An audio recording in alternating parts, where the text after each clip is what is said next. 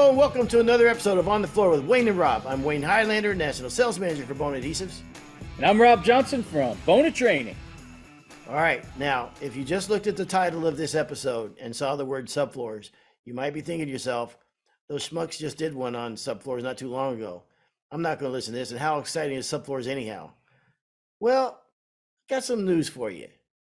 I just saw something that came out from a study from the results from Virginia Tech. That's super interesting. And I think good to know for you as when you're having conversations with general contractors.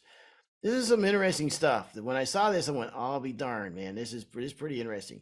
So I'm just going to throw out some random stuff that I took from this episode, okay? That I from the study.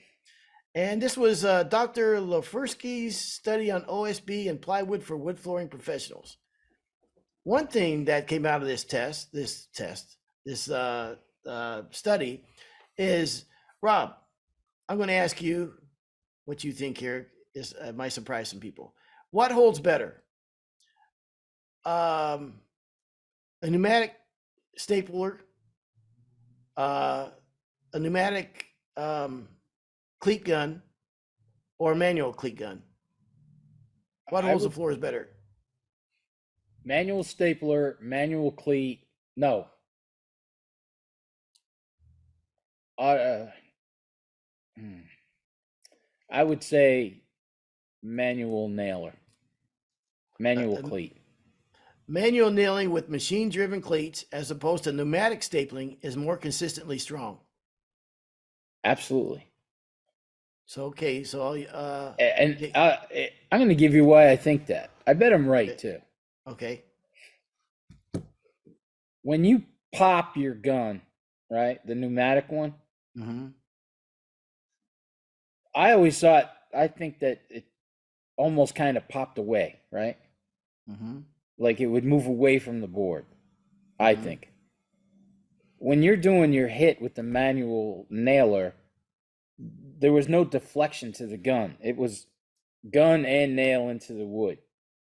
Where I think when we're using pneumatic, you hit it, shoots the nail in, but the gun has a little bit of a blowback, almost like a kick, right? A kick to a gun. It almost has like that kick, but I think when we're using a manual, we're not getting that kick. We're not getting that deflection. That would be my guess. That is super interesting and wrong.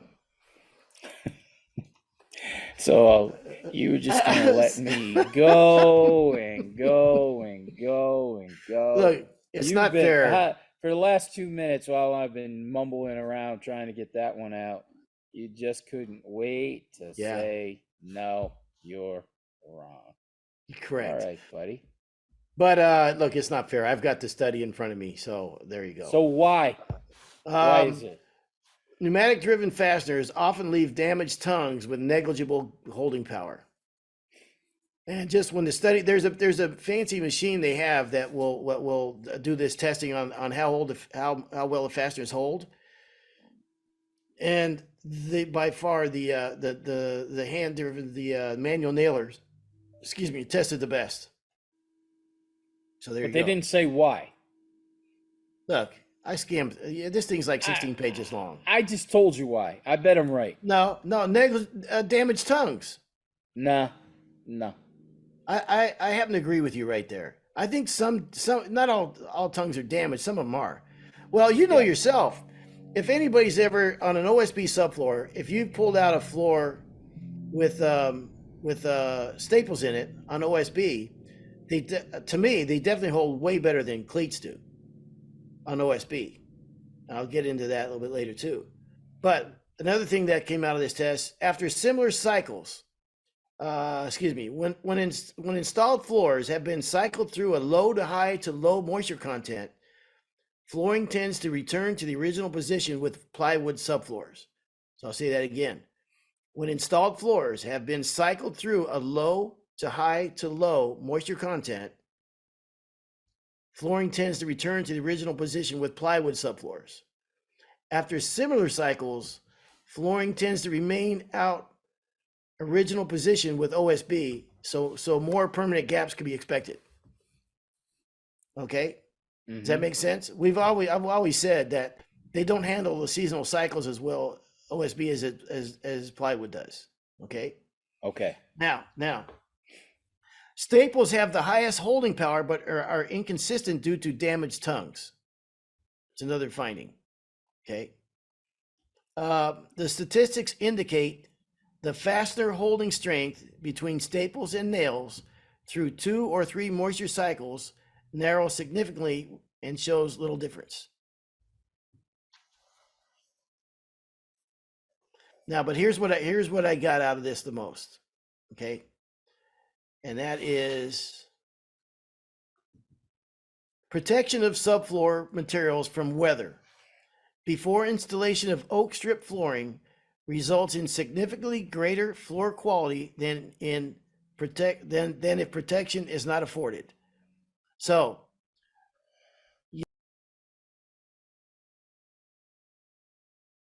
building the house and it's open to the elements. We've all drove by those jobs and seen the water just raining down on them subfloors, all kinds of stuff. So the study shows the protection of subfloor materials from weather before installation of oak strip flooring results in significantly greater floor quality than if protection is not afforded. The lack of protection of subfloors from weathering before the installation of oak flooring significantly reduces floor quality. This research was initiated by NAFMA. What that tells me is nail glue assist has never been more important. Of course, it's an NWFA guideline now, 5 inches and over, but gosh, it's how would you not anymore? Look, I said it before. You got OSB subfloors that don't handle the seasonal cycles very well. You've got, a lot of times you've got thinner tongues and these little thin gauge nails or staples. Really hold the floors very well. You've got wider plank that, so you get less fasteners per square foot in the flooring.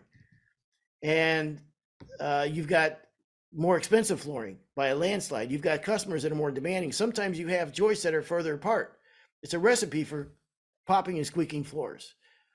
So I think this, I mean, we've said it all along, but this test right here, to me, I mean, if you bring this to your builders, some don't care. We know that. I lived in the real world.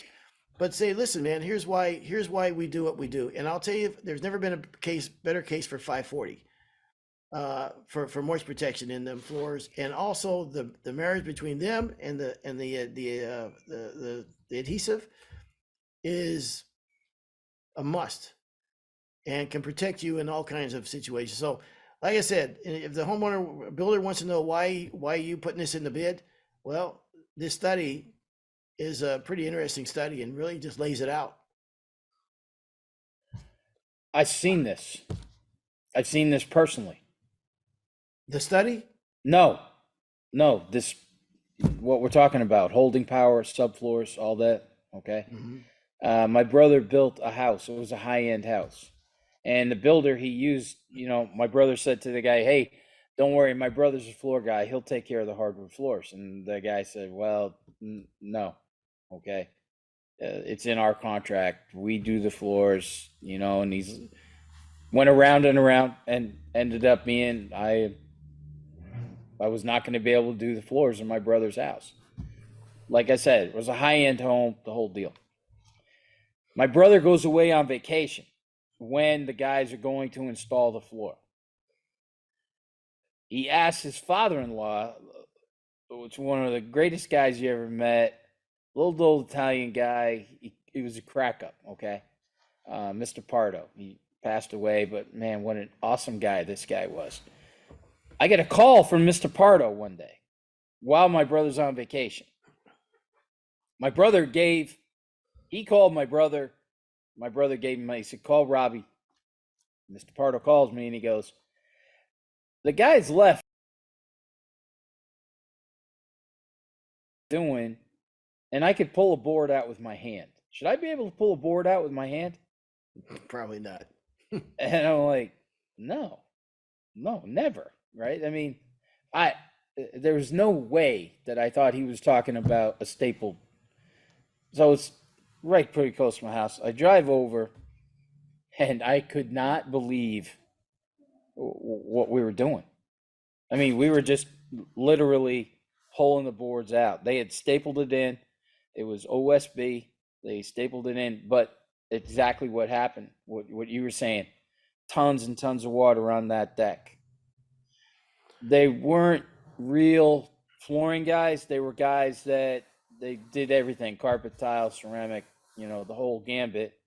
So these guys are just kind of slapping the floors in, and they were holding just enough to kind of stay tight, but you could kind of wiggle them out.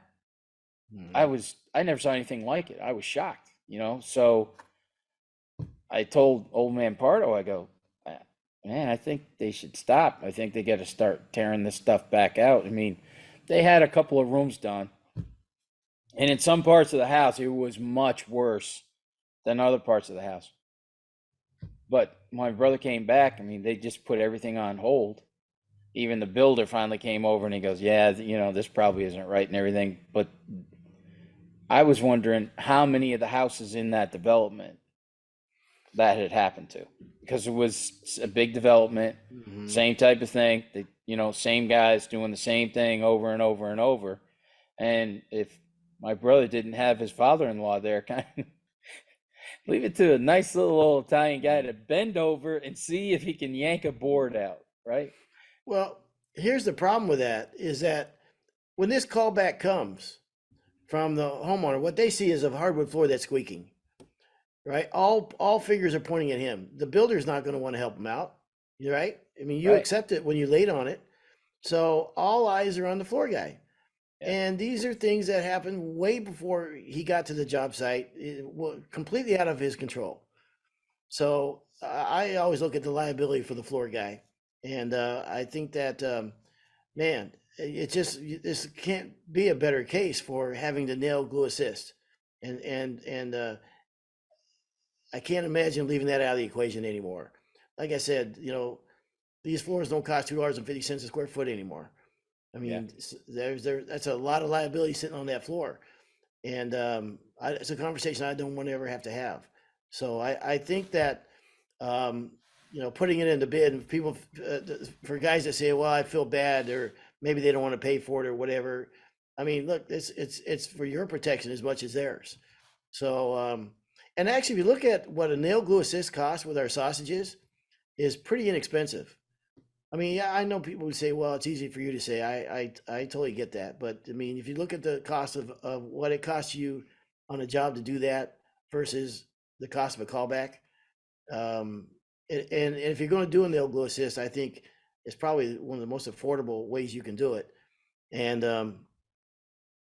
with the silane adhesive, if it does get on a pre-finished floor, it's super easy to clean back off. It won't etch the finish even 2 or 3 days later. So I don't know. I saw the report and I thought, damn it, we've been saying this for years and years, but now to see it in writing from a study from Virginia Tech. I think it's Virginia Tech. Did I say Virginia? Virginia Tech. I'm going to look up, right? I thought you said Virginia Tech. I think so. I'll look up one more time. Yes, sir, Vatech. Yep. So did they have any solid recommendations? Plywood over OSB? Well, if you look at the test, plywood, at what scores higher is plywood. But again, for flooring professionals, we don't get that choice. I mean, when do you get that choice to say that, tell the builder or the homeowner, oh no, we want you to put down plywood first. Right. We're out of that equation. We're not in that conversation. Mm-hmm. We can educate the builders what we want, and we probably won't get it.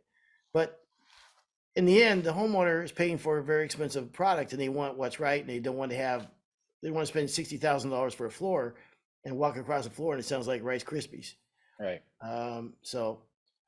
Just like in my brother's case, I'm almost positive if they had used plywood, even if it got that wet, they wouldn't have had that issue. Yeah. And I mean, look, they're sitting out there for weeks on end and all kinds of weather and what have you. It just stands to reason. It just, it's an unhealthy environment to put a floor unless you putting down 540, using a nail glue assist, checking the moisture, and those type of things. So, all right. Now, did they have any clear recommendation on nails or staples? Did I don't think the test was there to give a clear recommendation. I mean, Okay. not the study. It's just what their findings were. I mean, okay, so if you look at the findings, manual nailer is the best. You going to talk your crew into going out and using a manual nailer tomorrow? You know what? There's still some guys that do every day. They're a minority for sure, but there's some guys that absolutely do. But what is it? 5% of the industry or less probably. So now you know what you're up against, and education is king.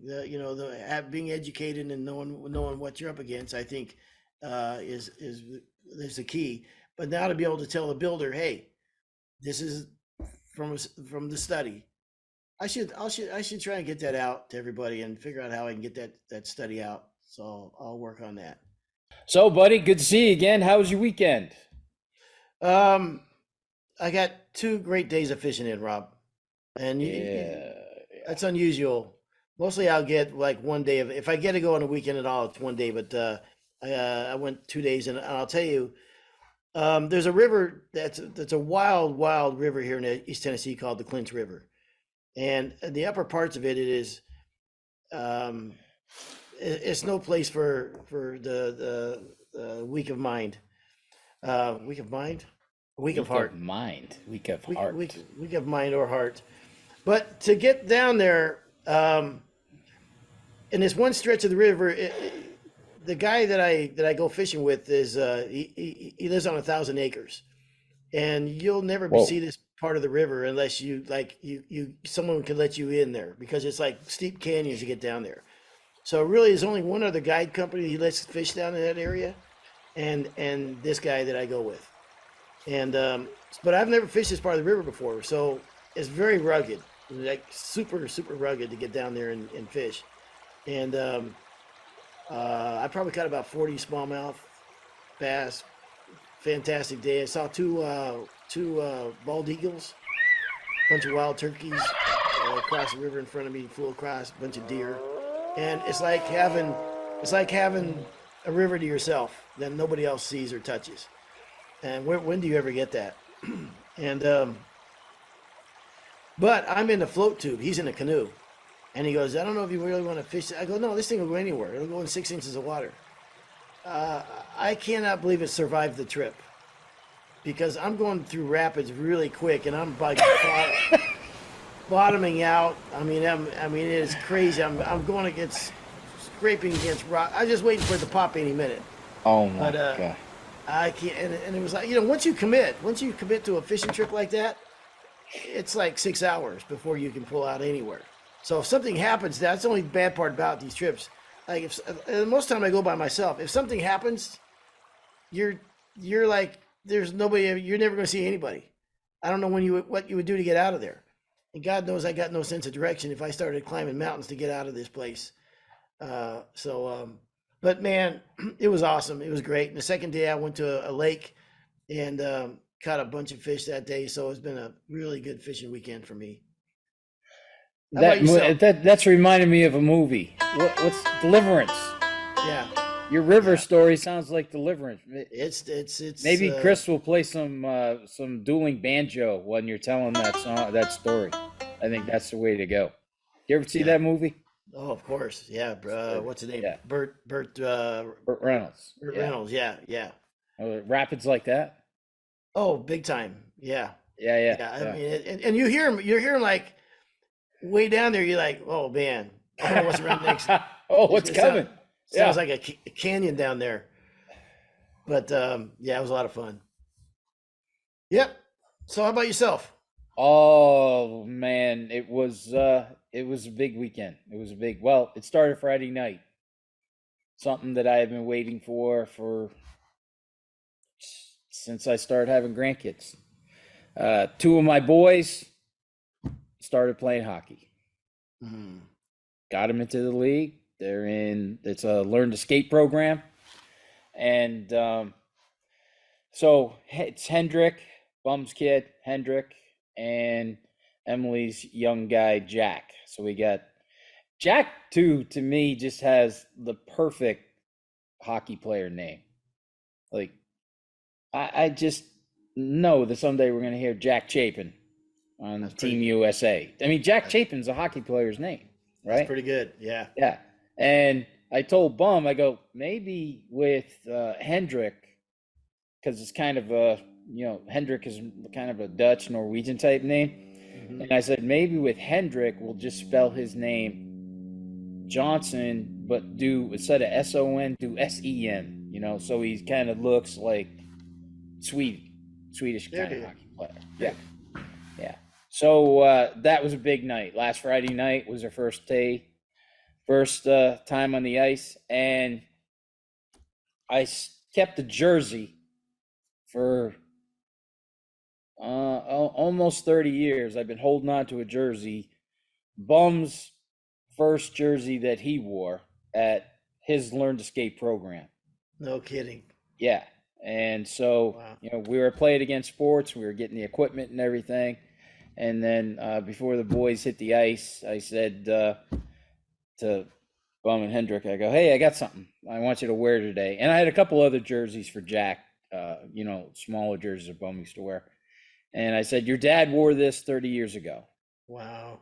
He wore this the same time you're wearing it, the same league, because it is the same hockey league, Troy Academy, Youth Hockey Association. So it was pretty cool. I mean, I was getting a little wishy-washy seeing him out there wearing, Yeah. his dad's jersey that his dad wore 30 years ago. And I got to give Bell to Pauline, because I said to her, I found the jerseys, I don't know, years and years ago, I found the jerseys, and I said, hey, do me a favor and, do whatever you got to do to maybe preserve this jersey. I said, Mhm. wouldn't it be cool if Bum had a boy and he played hockey that, on his Wow. first day of hockey, he could wear this jersey, And so it hit me too. I didn't even remember it. And we were I was out of town. I was flying home, and man, I did not want to miss that flight because it was Friday night, 5:30. So I got home around 3 o'clock, and I'm sitting in the airport in Atlanta, and I called her, and I said, "Man, do you remember when I asked you about the jersey?" And she goes, "Oh yeah, yeah." I go, "Do you know it?" She goes, "Yeah, I know, right with there." She sent me a picture in like 30 seconds. She had that Wow. jersey out. It was pristine, perfect. Wow. Yeah, so it was awesome. I mean, it was just freaking awesome. I couldn't have been happier. It was pretty cool.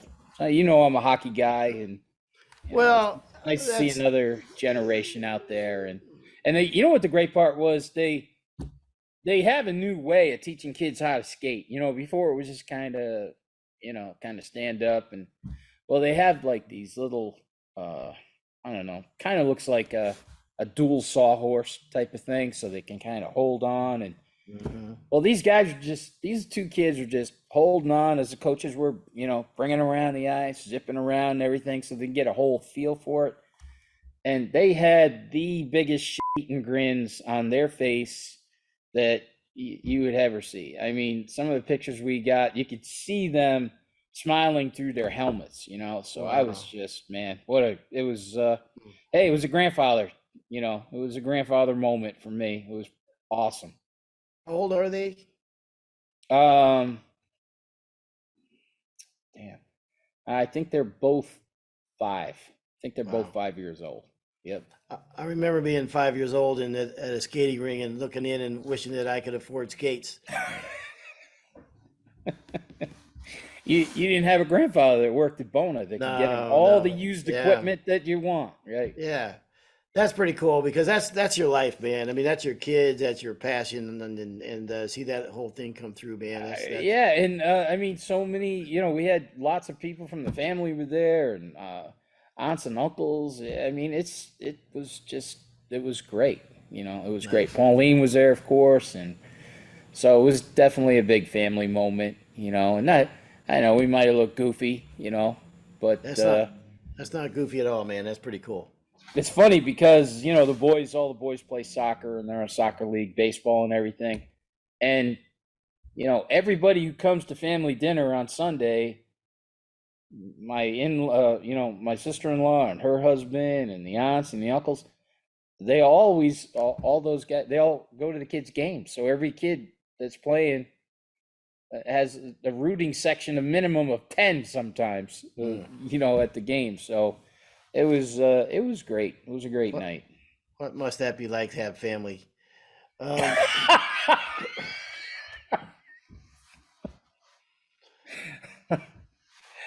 Oh my God. If Pauline hears this, she is going to be in tears. She's going to kill me for telling this story. Yeah. Well, Rob, I don't want to be rude, but Judy just gave me the signal that the chocolate chip cookies that she's been making are done, and I can smell them from here. So I got to go.